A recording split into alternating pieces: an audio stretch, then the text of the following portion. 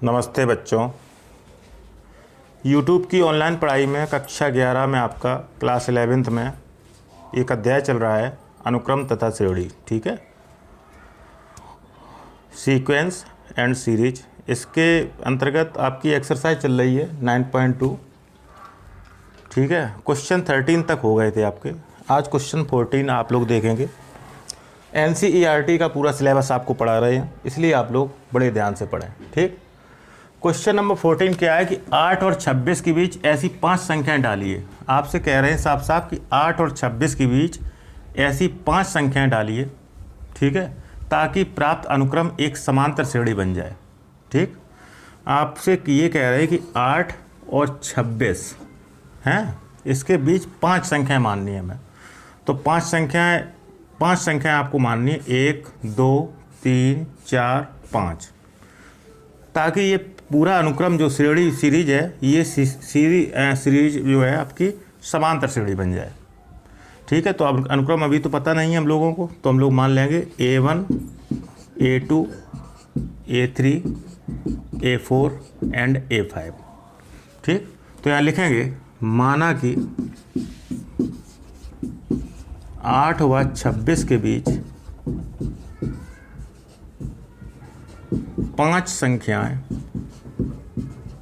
ठीक है, 5 नंबर्स लेने में 5 संख्याएं क्रमशः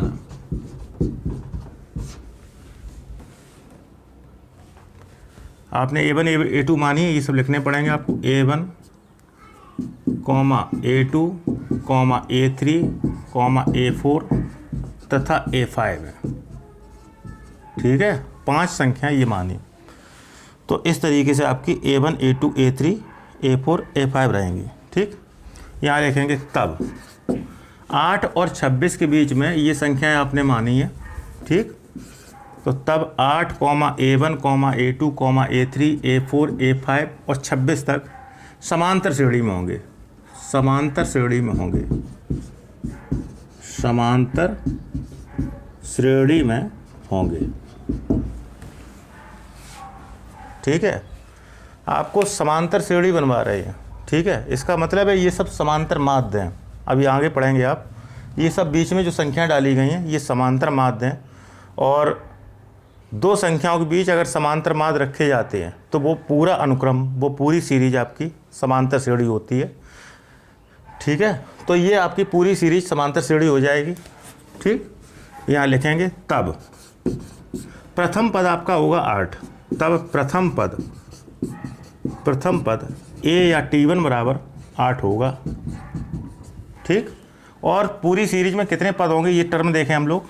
1 2 3 4 5 6 7, 2 टर्म हमें दिए गए थे, 5 हमने रखे, टोटल टर्म हो गए आपके 7। यहाँ लिखेंगे तब पदों की कुल संख्या, पदों की कुल संख्या n = 7 होगी।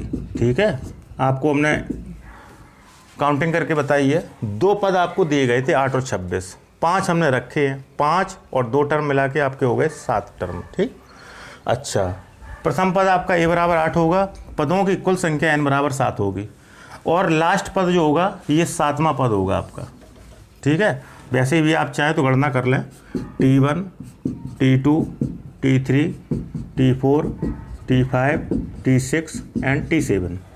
यहाँ लिखेंगे तथा 7वां पद, 7वां पद को कहते हैं T7, बराबर कितना होगा, 26 होगा। ठीक है, इसके बाद क्या करेंगे, 7वें पद का आप लोग सूत्र लगा देंगे डायरेक्ट। हमने डायरेक्ट फॉर्मूला बताया, कोई भी पद निकालना हो तो A + 1 D कम करके लिखना है। तो इसमें आप लिखेंगे 7वें पद के लिए आपको लिखना चाहिए A + 6D = यहाँ रहेगा आपका 26। इसे और सॉल्व करेंगे आप लोग। A का वैल्यू रखिए, A का वैल्यू है 8, तो 8 + 6D बराबर 26। 8 प्लस है, पक्षांतर करिए। ठीक है, यहाँ पे पक्षांतर कर दे रहे हैं, तो 6D = 26 - 8। ठीक है, तो 6D = आपका आएगा 18। 26 में से 8 घटाएंगे आपके 18 बचेंगे।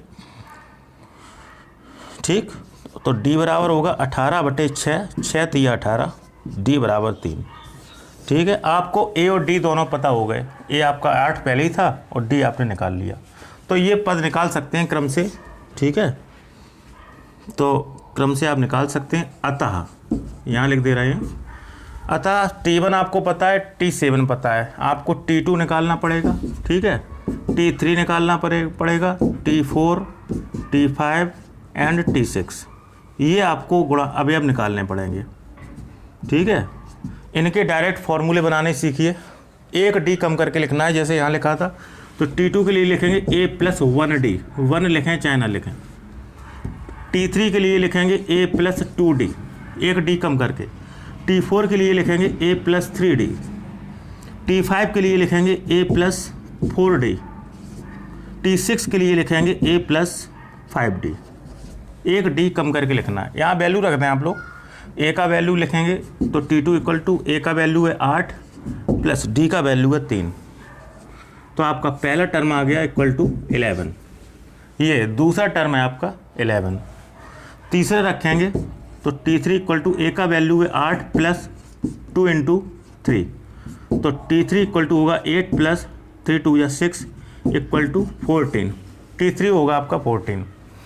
T4 निकालें तो T4 इक्वल टू ए का वैल्यू 8 प्लस 3 इंटू 3, ठीक है, डी का वैल्यू भी 3 है, तो T4 इक्वल टू आएगा 8 प्लस 3 त्रिका 9, 9 8 होते हैं 17। ठीक, इसी तरीके से अगला भी आ सकता है T5, तो T5 इक्वल टू होगा ए का वैल्यू रखो 8 प्लस 4 इंटू डी का वैल्यू 3, तो T5 बनेगा आपका 8 प्लस 4 3 12, ठीक, और 12 8 होते हैं 20।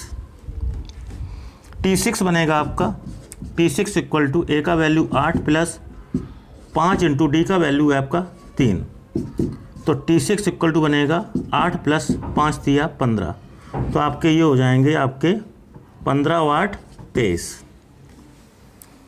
ठीक, इस तरीके से आपको दो दी हुई संख्याओं के बीच में 5 संख्याएं या समांतर माध्य कह लें रखने पर पूरी सीरीज समांतर श्रेणी हो जाती है, जिसमें पदों की संख्या 5 अंदर रखे हैं और प्लस 2 टर्म आपको पहले से दिए गए थे, 7 पद हो गए। प्रथम पद आपको जो है पता ही है, इसमें 8 है और टोटल 7 टर्म है, इसमें 7 टर्म है, तो लास्ट जो नंबर होगा आपका वो आपका 7th टर्म होगा, 7वां पद होगा। इस तरीके से हम लोग ए और डी निकाल के ये सब पद पता कर सकते हैं। तो आपका पहला आया है 14, ठीक, अच्छा, दूसरा आपका रहा 17, तीसरा रहा आपका 20, ठीक है, ये पहला यहाँ पे लिखा है, ठीक है, 11, पहला 11 है, दूसरा 14, फिर 17, 20 एंड 23। इस तरीके से आपको 5 टर्म मिले हैं। ठीक है, इसे आप नोट करें। अगला सवाल देखें बच्चों, अगला क्वेश्चन है आपका क्वेश्चन नंबर 15। यदि a की पावर n प्लस b की to power n upon a to power n minus 1 plus b to power n minus 1 a तथा b के मध्य समांतर माध्य हैं, ठीक, तो n का मान ज्ञात कीजिए। इसमें जो n आया है इसका वैल्यू निकालना है। ये सवाल देखने से पहले आप ये फॉर्मूला नोट करेंगे, ठीक है। फॉर्मूला यानी कि सूत्र, दो राशियों का समांतर माध्य, अर्थमेटिक मीन कहते हैं इसे, दो राशियों के बीच के माध्य को, ठीक है, समांतर माध्य कहेंगे। कैसे इसे निकालते हैं? यदि 3 संख्याएं समांतर श्रेणी में हैं, ठीक, तो मध्य पद शेष 2 पदों का समांतर माध्य कहलाता है। ठीक, 3 संख्याएं समांतर श्रेणी में, जैसे ए और बी और कैपिटल ए, ये एपी में है, तो ये बीच वाला पद ए दिख रहा है, इन दोनों संख्याओं का ए और बी का समांतर माध्य कहलाता है। ठीक, तो कैसे इसको वेरीफाई किया? इसमें लिखा है माना कि ए तथा बी का समांतर माध्य कैपिटल ए है, ठीक, तब ए, कैपिटल ए और बी समांतर श्रेणी में होंगे, जो कि T1, T2, T3 को शो करेंगे। इसके बाद क्या करेंगे? तब सार्वंतर का रूल लगाएंगे आप, तो द्वितीय पद माइनस प्रथम पद बराबर होना चाहिए तृतीय पद माइनस द्वितीय पद, कॉमन डिफरेंस हमेशा समान होगा। तो ये वैल्यू रखेंगे, T2 का value capital A minus T1 small A equal to T3 small B minus T2 capital A. ठीक, इसमें हमने क्या किया, पक्षांतर किया, माइनस का ए ले आए LHS में और माइनस का स्मॉल ए ले गए हम RHS में। तो a plus A equal to A plus B बनेगा, a और a 2a equal to A plus B, तो a इक्वल टू आया a प्लस बी बाई 2। यानी कि दो संख्याओं का समांतर माध्य उनके योगफल के आधे के बराबर होता है। ठीक, यही आपको प्रूव हुआ है, नीचे लिख भी दिया है, अतः दो राशियों का समांतर माध्य उनके योगफल के आधे के बराबर होता है। ठीक है, इसे आप नोट करेंगे और इसके बाद जो है हम लोग क्वेश्चन देखेंगे, क्वेश्चन नंबर 15। आइए देखें। तो इस क्वेश्चन को हम लोग कैसे करेंगे, आइए देखें। यदि a की पावर n प्लस b की पावर n बटे a की power n minus 1 plus b की पावर n माइनस 1 a तथा b के मध्य समांतर माध्य है, तो सॉल्यूशन में लिखेंगे आप लोग बाकायदा कि a तथा b के मध्य समांतर माध्य आपको दे रहे हैं a की पावर n प्लस b की पावर n बटे a की power n minus 1 plus b to power n minus 1। ठीक, अच्छा, हम अभी सूत्र पढ़ के आए हैं कि a और b का जो समांतर माध्य होता है वो दोनों संख्याओं के योगफल का आधा होता है। ठीक है, तो a और b का समांतर माध्य जब लिखेंगे तो आप लिखेंगे a plus B upon 2 equal to a की पावर n प्लस b की पावर n बटे a की power n minus 1 plus b की पावर n माइनस 1। ठीक, बराबर चिन्ह लगाए तो आप क्रॉस मल्टीपल कर सकते हैं। ठीक है, कैंची गुणा कर सकते हैं। तो आइए, 2 का मल्टीप्लाई होगा आपका, बहुत ध्यान से देखें इस कैलकुलेशन को, a की पावर n प्लस b की पावर n में बराबर a प्लस b का मल्टीप्लाई होगा आपका a की power n minus 1 plus b की पावर n माइनस 1 में। ठीक, मल्टीप्लाई करना सीखें, 2 का गुणा करेंगे तो आपका रहेगा 2a की पावर n, ठीक, प्लस 2b की पावर n बराबर, यहाँ पे a और b का मल्टीप्लाई करेंगे, एक एक करके करेंगे। सबसे पहले a का मल्टीप्लाई a की पावर n माइनस 1 में करेंगे। ठीक है, बहुत ध्यान सुनना आप सभी लोग। तो a का मल्टीप्लाई a की पावर n माइनस 1 में करेंगे तो गुणा में घातें ऐड हो जाती है मल्टीप्लाई में, तो a की power 1 plus n minus 1 cut जाएगा, a की पावर n बचेगा केवल। ठीक है, प्लस अब b में करेंगे तो यहाँ का रिजल्ट आपका क्या रहेगा, यहाँ का रहेगा रिजल्ट जो है a b to power n minus 1 plus b का करेंगे b into A to power n minus 1 plus b का b की पावर n माइनस 1 करेंगे तो b की पावर n रहेगा, जैसे अभी a की पावर n आया था। ठीक है, इसके बाद हम लोग क्या करेंगे, ट्रांसफ़र कर लेंगे। ठीक है, ट्रांसफ़र कैसे करेंगे, सभी अवयवों को ट्रांसफ़र करेंगे। ठीक है, RHS में जितने भी अवयव हैं सबका ट्रांसफ़र कर लेंगे, आप पक्षांतर कर लेंगे। तो पक्षांतर करेंगे, आइए देखें ध्यान से, 2a की पावर n प्लस 2b की पावर n माइनस सभी माइनस के हो जाएंगे यहाँ के, a to power n minus a b to power n minus 1 minus b a to power n minus 1 minus b to power n equal to 0, वहाँ 0 बचेगा। यहाँ थोड़ा घटा लें आप लोग, 2a की पावर n और a की पावर n ये 1 है तो घट जाएगा, आपका बचेगा केवल a की पावर n।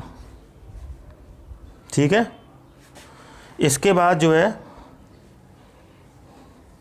ये वाला भी अब लिख लें कॉमन लेने हेतु, आप लिखेंगे minus b a to power n minus 1। ठीक है, कोई भी किसी क्रम में लिख सकते हैं। इसके बाद आप लोग लिखेंगे ये वाला minus a b to power n minus 1। अब 2b की पावर n में b की पावर n 1 है, ये घटा देंगे तो plus b to power n equal to 0। Common लेने का प्रयास करेंगे, दो अवयवों में कॉमन लेंगे, तो यहाँ पे कॉमन है आपका a to power n minus 1।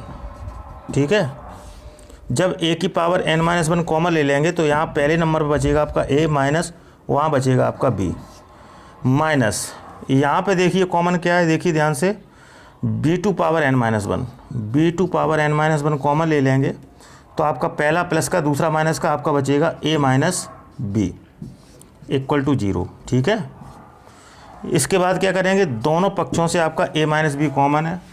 ठीक है, तो यहाँ पे कॉमन आ गया आपका a माइनस बी, दूसरे पक्ष में बचेगा आपका a to power n minus 1 a to power n minus one minus B to power n minus one minus B to power n minus one equal to 0।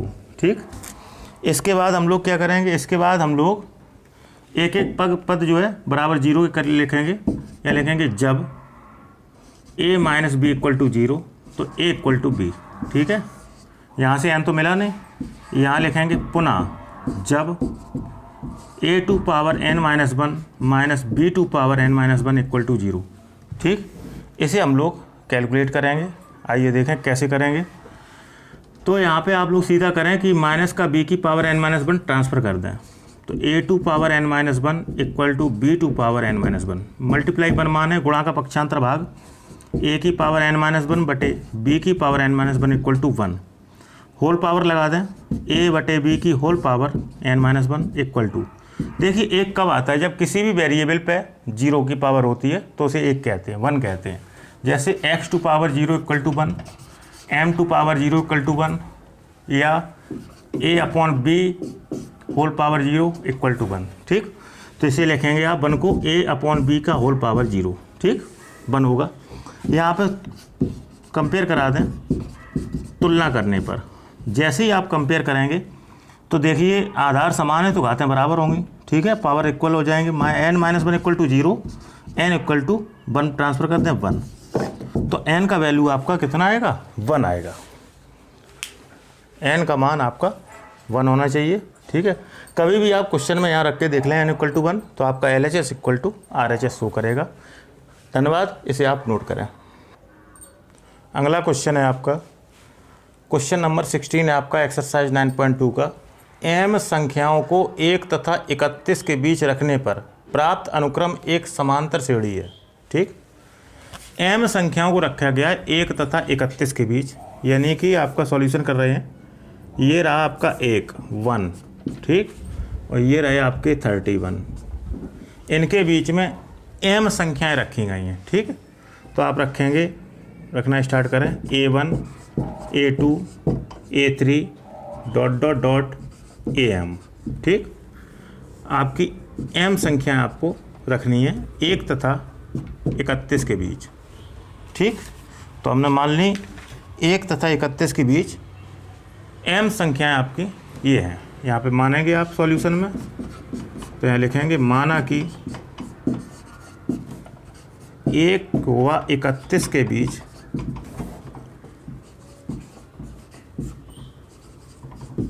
m संख्याएं a1 ठीक है comma a2 comma a3 dot dot dot am है। ठीक, यहाँ लिखेंगे तब, अभी हमने पिछले क्वेश्चन में बताया था दो संख्याओं के बीच ठीक है आपकी संख्या रखी गई है तो प्राप्त अनुक्रम एक समांतर श्रेणी में है। ठीक है, यहाँ लिखेंगे तब 1 comma a1 a2 a3 dot dot dot am comma 31 समांतर श्रेणी में होंगे, समांतर श्रेणी में होंगे। ठीक, यहाँ लिखेंगे तब प्रथम पद, पहला पद होगा आपका प्रथम पद a बराबर होगा 1, a इक्वल टू 1, देखो दिख रहा है सभी को।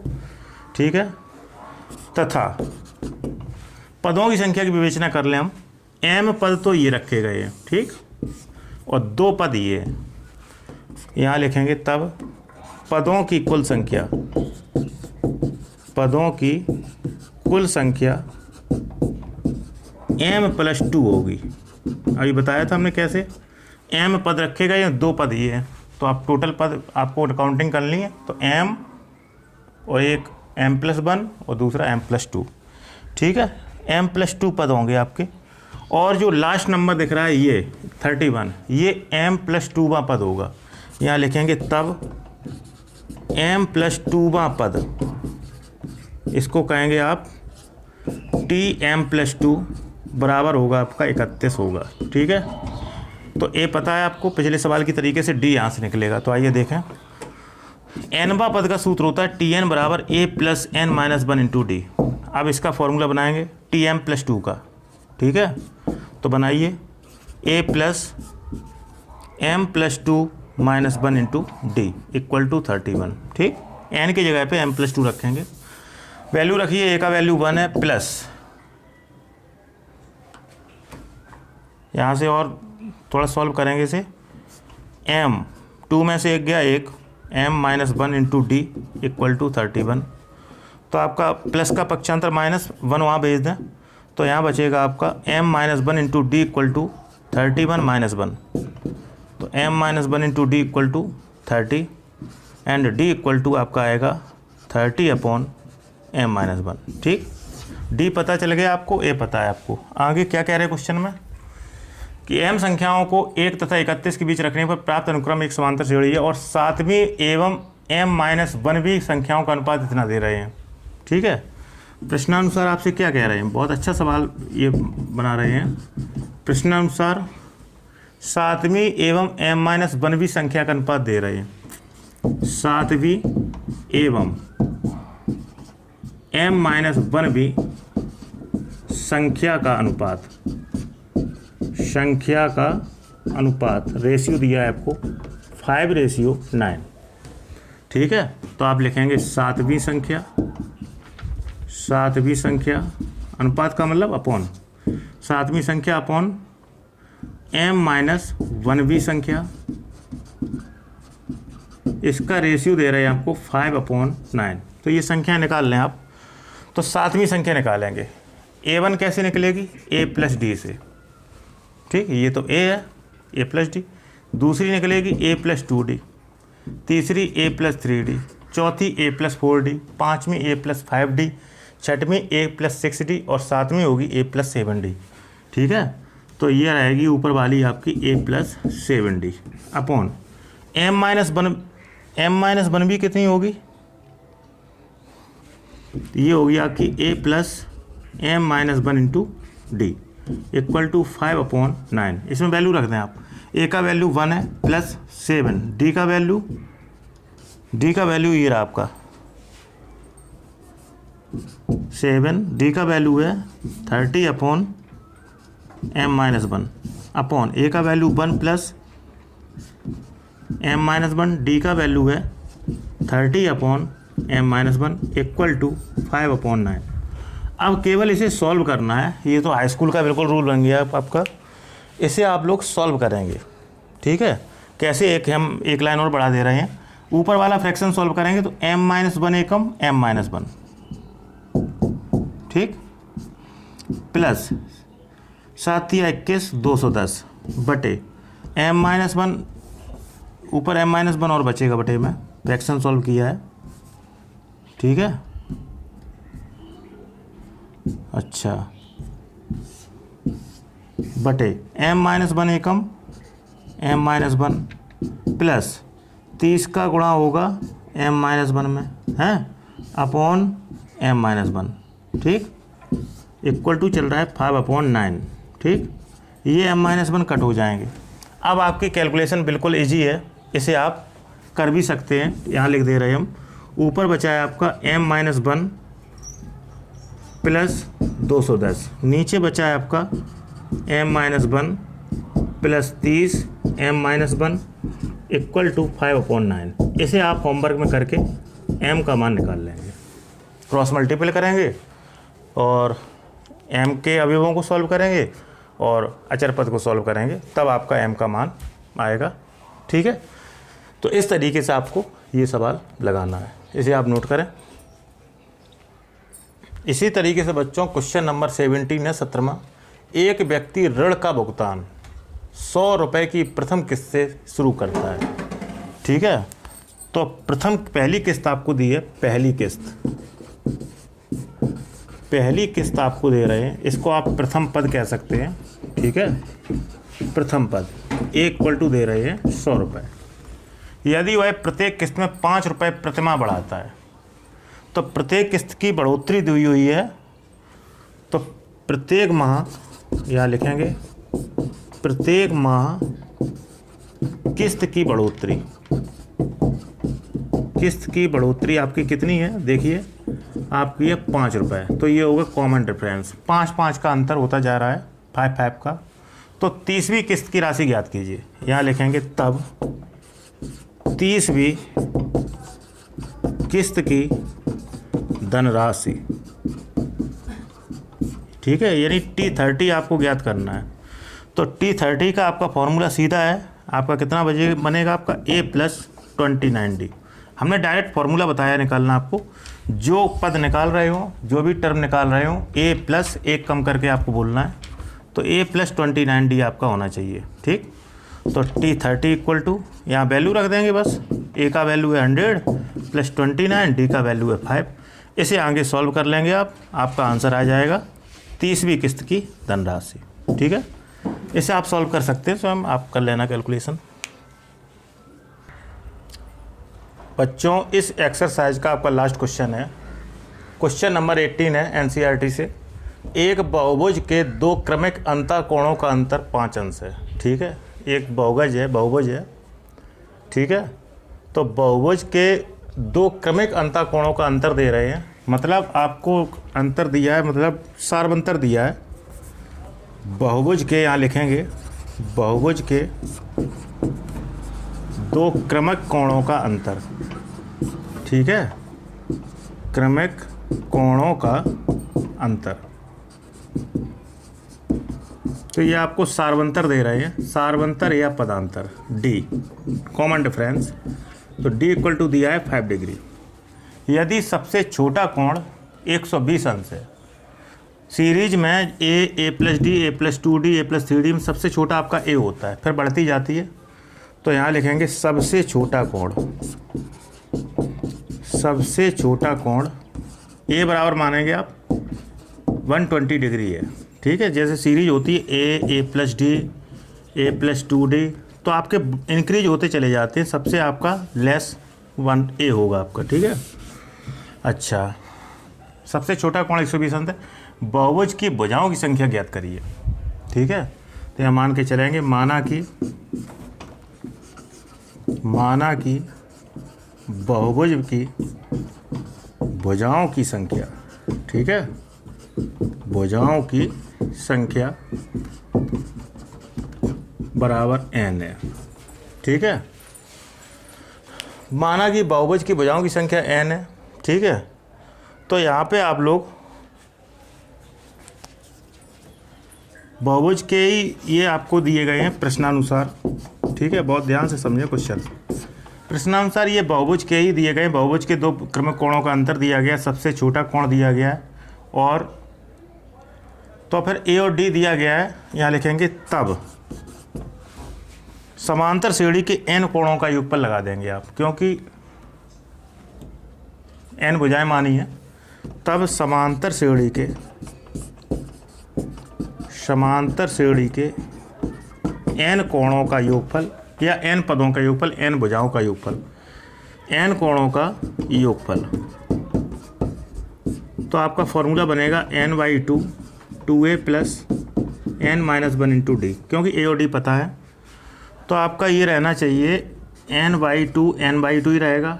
2 × A का वैल्यू रखेंगे 120 डिग्री प्लस n - 1 D का वैल्यू है 5 डिग्री। ठीक, और चाहो तो इसे सॉल्व कर लेंगे, n/2, और ये रहेगा 120 दूनी 240 प्लस 5n - 5। ठीक है, तो = n/2, ये रहेगा 240 में 5 गए 235 प्लस के 5n। Equation number second, first यहाँ बनाएंगे इक्वेशन। बहुभुज की भुजाओं की संख्या हमने n मानी है, तब n भुजाओं वाले बहुभुज के अंतःकोणों का योगफल। ठीक है, अंतःकोणों का योगफल आपने सूत्र पढ़ा होगा हाई स्कूल में, ये होता है 2n - 4 × समकोण। 2n - 4 × 90 डिग्री होता है, यानी कि 90 डिग्री लिख दें। ठीक है, तो इक्वेशन नंबर फर्स्ट इन्हें माने। देखिए, इक्वेशन नंबर फर्स्ट भी है, n भुजाओं वाले बहुभुज के अंतःकोणों का योगफल दिखा रहा है, और इक्वेशन सेकंड है वो भी आपके समांतर श्रेणी के n भुजाओं वाले अंतःकोणों का योगफल दिखा रहा है। ठीक है, तो दोनों इक्वेशन के LHS इक्वल हैं, यानी कि एक ही वैल्यू के दोनों दो वैल्यू हैं, एक ही वैल्यू के दो मान हैं। ठीक है, तो ये दोनों बराबर होंगे। यहाँ लिखेंगे तब समीकरण फर्स्ट व सेकंड से, समीकरण फर्स्ट व सेकंड से दोनों इक्वल होने चाहिए। तो आप लिखेंगे n/2, ठीक है, 235 प्लस 5n 5n इक्वल, यहाँ पे लिखेंगे या सॉल्व कर लें, चाहो तो इसे सॉल्व कर लें, ठीक है, चाहो ऐसे ही लिख दें 2n-4 इंटू 90 डिग्री, ठीक है। इसे सॉल्व करके एक द्विघात समीकरण बनाएंगे। आइए देखें, n/2 235 प्लस 5n बराबर, यहाँ पे क्या करेंगे, जो है मल्टीप्लाई कर दें, ठीक है, मल्टीप्लाई कर दें। यहाँ पे आप चलाएंगे 2n-4 इंटू 90 डिग्री। यहाँ पे 5 कॉमन ले लें, तो n/2 5 कॉमन लिए हमने, तो 5 जब कॉमन लिए थे 5 चौको 20, 3 5 35 47 प्लस n बचेगा इक्वल टू, यहाँ चल रहा है आपका 2n-4 इंटू 90 डिग्री। तो 5 से 90 कट जाएंगे 18 बार, तो आपका बचेगा n/2 47 plus n equal to, यहाँ बचेगा आपका 2n-4 इंटू 18 डिग्री 18, ठीक है। और इसे सॉल्व करेंगे, द्विघात समीकरण बनेगा, उसे हल करेंगे तब आपके कहीं ये मान आएंगे, ठीक है। इसी क्रम में आप इसे जो है सॉल्व करके थोड़ा इक्वेशन, ये होमवर्क में आप रखें, जो है कैलकुलेशन इसमें है, और पूरा बोर्ड भी आपका भर चुका है, तो कैलकुलेशन केवल करनी है, इसे सॉल्व करना है। द्विघात समीकरण बनेगा, द्विघात समीकरण को मध्य पद के विभाजन से हल करेंगे, वहाँ से आपके n के 2 मान आएंगे, ठीक है। उनमें से एक मान होगा आपका, दूसरा मान होगा, ठीक है। तो इसे आप करने का प्रयास करेंगे, या फिर हम अगले स्टेप में आपको बता दे रहे हैं, ठीक है। आप इसे नोट करें। ये कैलकुलेशन आपको मिली थी, तो यहाँ से क्या करेंगे, ये 2 डिवाइड में दिख रहा है, वहाँ पे जाके मल्टीप्लाई में होगा, n का अंदर मल्टीप्लाई करें, तो 47n plus n² equal to, तो 2 का मल्टीप्लाई होगा 2n-4 2n-4 इंटू 18, ठीक है। तो 47n प्लस n² बराबर 18 दूनी 36 दूनी 72 n, ठीक है। और माइनस ये आपका 4 2 और 18 का मल्टीप्लाई करेंगे, ठीक है। तो 18 दूनी 36 36 चौको 144, ठीक। और इसे सॉल्व करेंगे, 72n और 144 इस साइड में लाएंगे, केवल कैलकुलेशन है इसमें, पक्षांतर किया हमने, तो आपका बचेगा n² plus 47n minus 72n plus के 144 बराबर 0।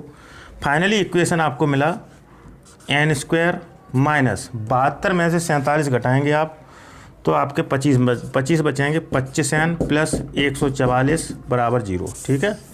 ये आपका द्विघात समीकरण मिला, जैसे हमने अभी बताया था। द्विघात समीकरण मिला आपको n² माइनस 25n प्लस 144 बराबर 0। इसके खंड कर देंगे, 144 एकम 144, ठीक है। जोड़ने से 25 आने चाहिए, 144 में 1 जोड़ते हैं 145 हो जाते हैं, ठीक। ये तो व्यवस्था निरस्त रही आपकी। तो 16 निम्मा 144 होते हैं, और 16 में 9 जोड़ेंगे आप, तो आपका 25 होगा, ठीक। तो 25 की जगह पे आप लिखेंगे 16 प्लस 9, ठीक।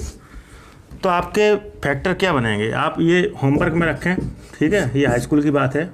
आपके गुणनखंड आपके हम बता दे रहे हैं, आपके गुणनखंड बनेंगे n-9 n-16 बराबर 0। तो यहाँ लिखेंगे जब n-9 बराबर 0, n-9 बराबर 0, 9 भेजेंगे उस साइड में, n इक्वल टू 9 आएगा, ठीक। यहाँ लिखेंगे जब n-16 इक्वल टू 0, 16 भेजेंगे वहाँ, तो n इक्वल टू 16 आएगा। दोनों ही धनात्मक आएंगे, मान होंगे, लेकिन थोड़ा कोण भी निकाल लें, इसके बाद हम लोग कोण निकालेंगे। n बराबर 9 का मतलब है आपका 9वां पद है, ठीक है। तो यहाँ निकालेंगे T9। n बराबर 16 का मतलब है T16, यहाँ 16 निकालेंगे, ठीक। T9 का मतलब क्या है, a प्लस 8d। T16 का मतलब है a प्लस 15d। वैल्यू रखें थोड़ी। T9 इक्वल टू a का वैल्यू आपका था किस, इसमें a का वैल्यू आपका था यहीं पे दिया है 120 अंश, प्लस 8 गुणा d का वैल्यू है आपका 5 अंश। दूसरी कंडीशन में T16 निकाल रहे हैं, ए का वैल्यू है 120 प्लस 15 इंटू डी का वैल्यू है 5। ठीक है, तो इसे हम लोग थोड़ा सॉल्व कर लें।